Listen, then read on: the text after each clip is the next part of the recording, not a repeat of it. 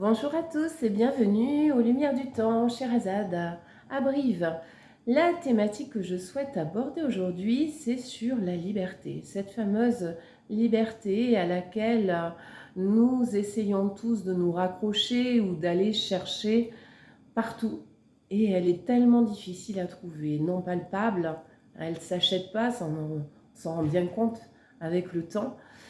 Alors déjà vous sensibiliser, j'ai regardé en numérologie, vous savez que chaque mot a une vibration numérologique puisque chaque lettre de l'alphabet a une valeur. En numérologie, ça arrive à 38 et 38 c'est 8. 8 c'est le mot de l'infini, donc infini, éternité.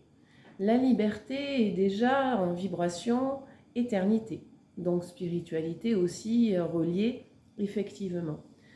Bien trop souvent, et je pense encore plus peut-être dans nos pays modernes vraiment très très développés, on nous laisse caresser l'espoir qu'en fait la liberté elle s'achète. Elle est dans un pouvoir d'achat. On va essayer de se nourrir de liberté en achetant des choses qui nous font plaisir, peut-être des biens immobiliers, peut-être des voitures, des voyages. Et quelque part on revient, on se dit mais ouais ça a été bien un certain temps, mais maintenant que je l'ai, j'ai plus le même goût que quand j'avais besoin de l'avoir. Donc finalement, on se rend compte que finalement, si on cherche la vérité de cette façon-là, c'est intarissable. On n'arrive jamais à avoir une satiété puisque c'est mouvement et c'est une quête permanente. Effectivement, on pense aussi que la liberté, c'est dans le pouvoir de dire, la possibilité d'être libre, de dire tout ce qu'on veut à tout le monde, comme on le veut, on est libre d'être tel que nous sommes. Donc c'est une énergie toujours qu'on envoie vers l'extérieur, encore à nouveau. Et c'est vrai qu'on a tendance à nous formater de cette façon-là pour idéaliser cette quête de liberté. Déjà, quand on pense le mot liberté en ayant le sentiment de vouloir combler un vide, on n'est pas au bon endroit. Parce qu'on va compenser par d'autres choses qui vont venir combler des espaces qui ne peuvent pas être remplis de cette façon-là de l'extérieur. Tout simplement pour vous sensibiliser sur l'idée qu'on peut regarder aussi la liberté d'une autre façon et la regarder venir de l'intérieur. Souvent on me dit, Sherazade, vous avez beaucoup de choses en vous. Ben, je dis oui, peut-être, mais depuis un certain nombre d'années, j'essaie d'en avoir de moins en moins et je dépose. Est-ce que la liberté, justement, reliée à cet infini, c'est pas justement la délivrance et c'est pas une quête qui doit venir à l'intérieur de nous et être comblée dans l'accueil, dans la fluidité, dans le lâcher-prise. On en a déjà parlé souvent, je vous en témoigne beaucoup. Mais cette quête que nous allons chercher à l'extérieur pour remplir quelque chose, cette soi-disant liberté, on court après. Et finalement, on ne l'attrape jamais, puisque quand on est arrivé à un point, on se dit là, c'est pas encore suffisant, j'en veux encore un petit peu plus. Et finalement, on sent que à l'intérieur de nous, il n'y a rien qui est rempli, il n'y a rien qui a pu combler ce sentiment peut-être même d'injustice, de ne pas y arriver. La liberté est quelque chose de vraiment très subtil, hein. C'est vraiment une sensation, c'est vraiment un état d'être.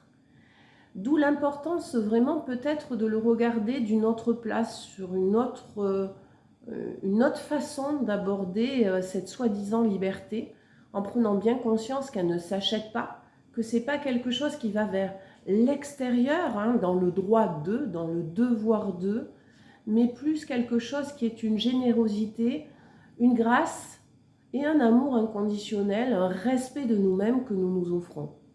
Effectivement, peut-être, je vous invite à regarder ce sentiment de liberté avec peut-être un petit peu plus d'indulgence, un petit peu moins de formatage, je dirais, contemporain, si j'ose dire, avec un peu moins les pensées limitantes, l'inconscient collectif qui nous pèse tout le temps sur on doit être comme ça, sinon il va y avoir ça, ou on va dire ça de nous, qu'est-ce qu'on va penser nous.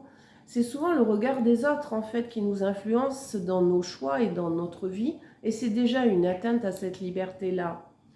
Donc, dans la mesure où vous êtes dans le respect avec vous-même, Offrez-vous cette capacité d'être libre à l'intérieur de vous en faisant ce chemin d'épuration, de déposer, d'ouvrir et simplement d'accueillir dans la fluidité les choses telles qu'elles se passent, telles qu'elles viennent à vous, en transformant ces énergies à chaque fois pour en trouver le meilleur.